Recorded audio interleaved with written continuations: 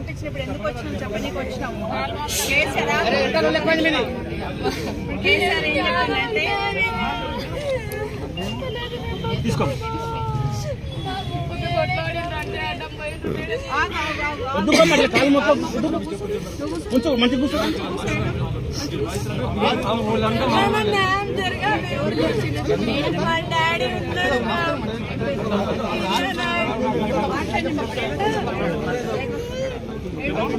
చెప్పిందంటే మా పరిస్థితి ఎట్లుందో మాకే తెలుసు.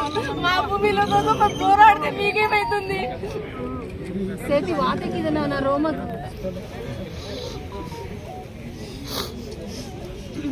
ఎన్ని ఎకరాలు పోతుందమ్మా? మాకు 7 ఉన్నాయి. 7 ఎకర్స్ పోతుందా? 7 ఎకర్స్ పోతుంది. ఎంతమంది పిల్లలు? మీ అన్నదమ్ములు ఎంతమంది? 2 అన్నలు, నేను. మీ నాన్న మా డాడీ ఉన్నాడు లోపల. అంత అన్యాయం దౌర్జన్యం చేస్తున్నారు మ్యామ్. ఎట్లా చెప్పండి. ఫ్యామిలీ ఏమైతుండ్రు అక్కడ తెలుసా? ఫ్యామిలీ ఆలోచించాలి. మా భూముల కోసం మేము పోరాటం మీకేమైతుంది? మీరు అట్లే చేస్తారా? మేము సంపాదించి తీసుకున్నాం. ఏం తింటుండ్రో ఏం చేస్తుండ్రో లోపల తెలుసా? మాకు ఎంత బాధ ఉంది సార్.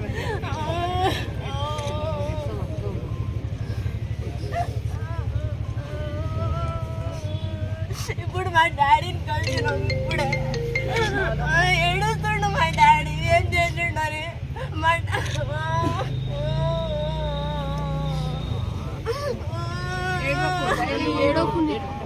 నువ్వు ధైర్యంగా ఉంటే ఏం చేస్తాను చెప్పు. దుర్మార్గం పాలన అయిపోయింది. ఇట్లా ఏం చేస్తుంది? ఇప్పుడు మీకు సపోర్ట్ గా మాట్లాడినామని నరేందర్ని పెట్టిండ్రు జైల్లో. ఇప్పుడు తెలుసు కదా మీకు, నరేందర్ పంపించాం. ఇప్పుడు కేటీఆర్ని కూడా పంపిస్తామంటున్నారు. కేటీఆర్ని కూడా తీసుకుపోయి పంపిస్తాం. కేటీఆర్ చెప్పించింది ఇదంతా అంటారు. మీరేమో మీ భూమి పోయి మీ బాధ ఉండి మీరు ఫీలింగ్ చేస్తారు. అదేమో వాళ్ళు చెప్పకుండా ఇప్పుడు అట్లా చేస్తున్నారు. మా వాళ్ళు లేరు మేడం.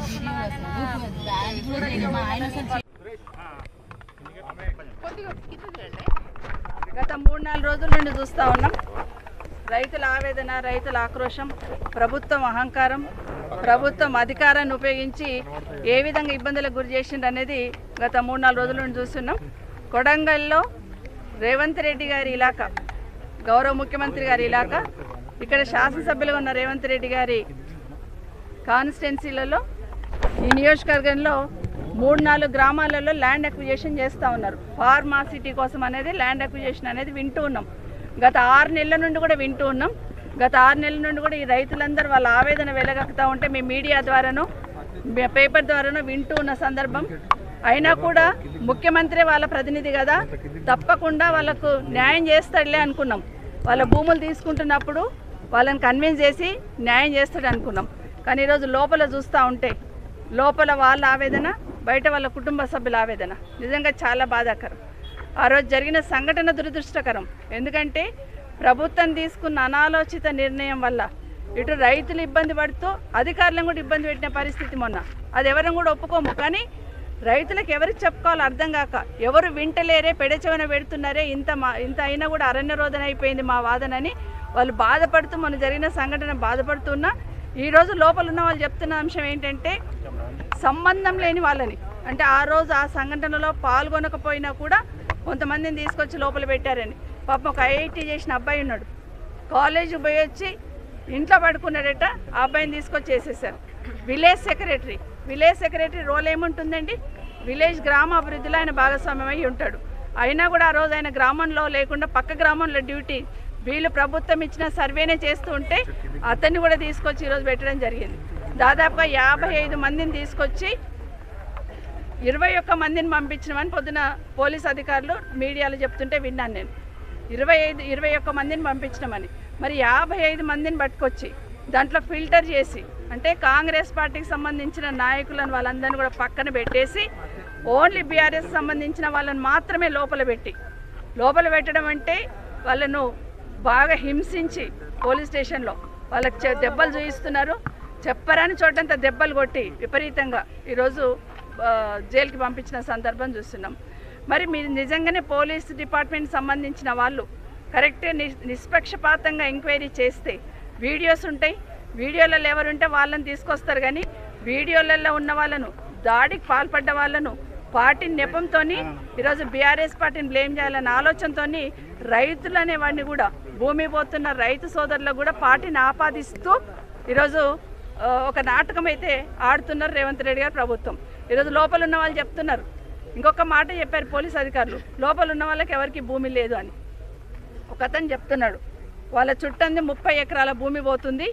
ఈరోజే లాస్ట్ డే, పబ్లిక్ హియరింగ్ వచ్చున్నారు.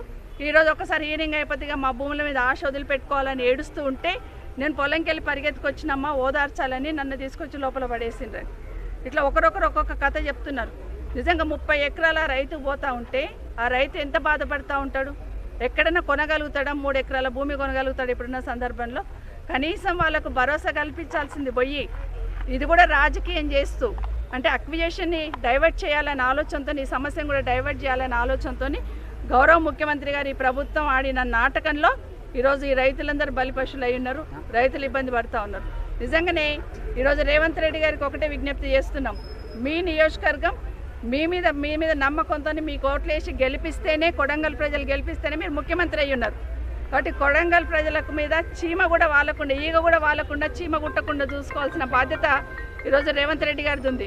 కానీ ఆశ్చర్యం ఏంటంటే ఇక్కడున్న వాళ్ళందరూ కూడా ఎవరు చెప్పుకోవాలో అర్థం కాలే మేడం, ఎవరు వింటలేరు.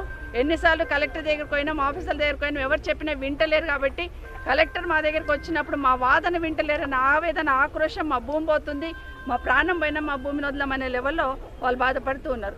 ఒకటే అడుగుతున్నా నేరుగా గౌరవ ముఖ్యమంత్రి గారికి, ఈరోజు ఫార్మా పెట్టాలని మీరు ఆలోచిస్తున్నారు కదా, మరి గతంలోనే కేసీఆర్ గారు ఫార్మా కోసం 15,000 ఎకరాలు అక్వైర్ చేస్తున్నారు కదా, మరి అక్కడ ఉన్న వాళ్ళకి ప్రజలందరికీ అక్కడ ఏం చెప్పారు మీరు ఎలక్షన్ కన్నా ముందు? ఫార్మా కంపెనీలు వేస్తే కలుషితం అయిపోతుంది, మొత్తం పాడైపోతాయి భూములు, మీరు ఫార్మాకి ఇవ్వకండి, కాంగ్రెస్ పార్టీ రాగానే మీ భూములు మీకు వంచుతామని చెప్పి వచ్చారు అక్కడ. మరి ఇక్కడేమో ఈరోజు రాష్ట్ర వ్యాప్తంగా కేసీఆర్ గారు నిశానా జడిపేస్తానని ఏదైతే మాట్లాడినారో దాంట్లో ఫస్ట్ ఫార్మాసిటీ మీద పడి ఫార్మాసిటీని క్యాన్సిల్ చేస్తున్నామని ఒక మాట చెప్తూ, ఫార్మాసిటీ ఉంటుందని అక్కడ ఒక మాట చెప్తూ, రాష్ట్ర వ్యాప్తంగా 20 స్థలాలలో మీరు అక్వైర్ చేస్తామని చెప్తా ఉన్నారు. నిజంగానే ఇక్కడున్న రైతులు 1/2 ఎకరు, 2 ఎకరాలు, ఎకరా ఉన్న రైతులందరూ చాలామంది ఉన్నారు, వాళ్ళు ఏడుస్తూ ఉన్నారు. ఇప్పుడు నిజంగా వాళ్ళకు భరోసా కల్పించాల్సింది మర్చిపోయి ఈరోజు రాజకీయంగా లబ్ధి పొందాలని ఈరోజు ఉదయం పేపర్లో చూస్తే ఆశ్చర్యం అనిపించింది. ఎందుకంటే ఈరోజు ఇక్కడ జరిగిన గొడవకి నరేందర్ రెడ్డి గారిని అరెస్ట్ చేశారు. సంబంధం లేకపోయినా నరేందర్ రెడ్డి గారు ఇక్కడ శాసనసభ్యులుగా పనిచేశారు కాబట్టి, ఈ ప్రాంతంలో ప్రజల కష్టాలు తెలుసు కాబట్టి కొడంగల్ వాళ్ళది, ఖచ్చితంగా ప్రజలు ఇబ్బందుల్లో ఉన్నప్పుడు ప్రజల పక్షాన నిలబడాల్సిన బాధ్యత ఉంటుంది మాకందరికి కూడా, ప్రతిపక్షంలో ఉన్నాం. ఎందుకంటే వినాల్సిన ప్రభుత్వం చెవులు మూసుకొని కళ్ళు మూసుకొని ఉంటే ప్రతిపక్షంలో ఉన్న మేము ఖచ్చితంగా వాళ్ళ పక్షాన నిలబడాలి, వాళ్ళ గొంతుకై ప్రశ్నించాలి. కానీ ప్రశ్నించాడని ఇక్కడ ఉన్న గొడవకు నరేందర్ రెడ్డి కారణమని ఈరోజు నరేందర్ రెడ్డిని పెట్టారు. నరేందర్ రెడ్డి తర్వాత ఈరోజు కేటీఆర్ గారిని ఎట్లా కేసులు ఇరికియాలా, కేటీఆర్ గారు చెప్తే నేను గొడవ అయిందనే లెవెల్లో ఈరోజు కేటీఆర్ గారిని కేసు పెట్టాలనే ప్రయత్నంలో, కేటీఆర్ గారిని అరెస్ట్ చేయాలనే ప్రయత్నం చేస్తున్న ఈ ప్రభుత్వం ఏది చేస్తుందో ప్రజలందరూ గమనిస్తున్నారు. నాకు ఒక్కటి అర్థమైపోయింది, ఎట్టి పరిస్థితులలో కేటీఆర్ గారిని అరెస్ట్ చేయాలని ఇప్పటికీ 4 సార్లు ప్రయత్నం చేశారు.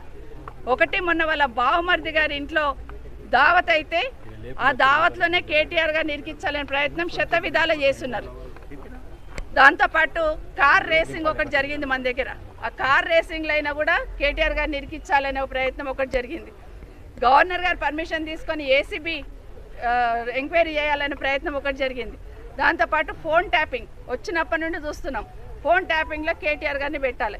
ఎట్టి పరిస్థితులలో